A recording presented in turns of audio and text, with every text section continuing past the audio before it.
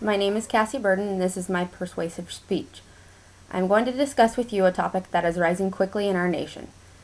My purpose is to make my audience aware of different types of elderly abuse and statistics that go along with my topic. There are 6 different types of elderly abuse. The first I am going to discuss is physical abuse. Physical abuse of the elderly is a non-accidental use of force upon an elderly that causes physical pain, injury, or impairment.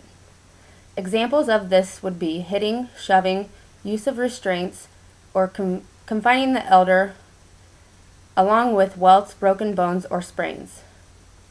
Statistics show, research by the Alzheimer's Association indicates that people with dementia are at greater risk of elder abuse than those without. If you see physical abuse, the person who is being abused usually guards themselves if somebody is coming at them, and this is what you would look for in physical abuse of an elder. The second type of abuse would be emotional abuse, and this is when someone speaks to an elderly person in a way that causes feelings or pain or distress with the elder. Examples of this would be yelling at or threatening words towards an elderly person, belittling or humiliating the elder, and there is nonverbal emotional abuse, which would be ignoring, isolating, or terrorizing the elderly person. Emotional abuse is quickly on the rise with elderly, especially in healthcare settings. The third would be sexual abuse, and this is contact with an elderly person without his or her consent. Examples of sexual abuse would be forcing the elderly person to engage in sexual acts, or showing/making the elder watch explicit adult films against their will. The fourth is neglect or abandonment by caregivers.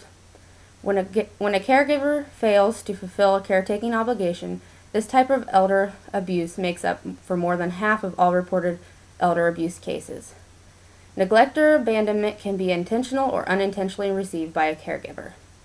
You see a lot of neglect in healthcare settings, but you can also see neglect with family members who put their family in a long-term care setting and just leave and have control over their funds. The next one would be financial exploitation. This type of abuse is unauthorized use of the elder's money or property.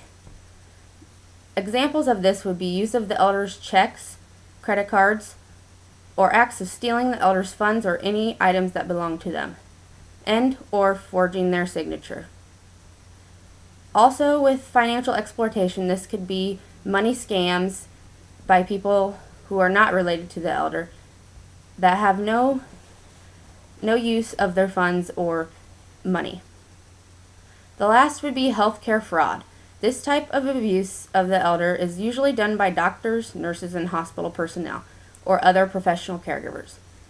Examples of this would be charging the elder with health care that they never received, overcharging or double charging the elder, over or under medicating the elder, and Medicaid fraud. You see a lot of this in healthcare settings due to people having control over the elderly's fund and the elderly not being able to make decisions for themselves.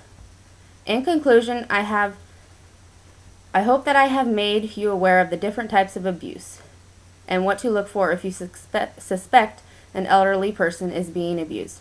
Please do not hesitate to speak up and be the voice for an elderly person. They are unable to voice that they are being abused, and they have no control. That means if the caregiver is suspecting that they are being abused by the family members, they should seek help right away. Thank you.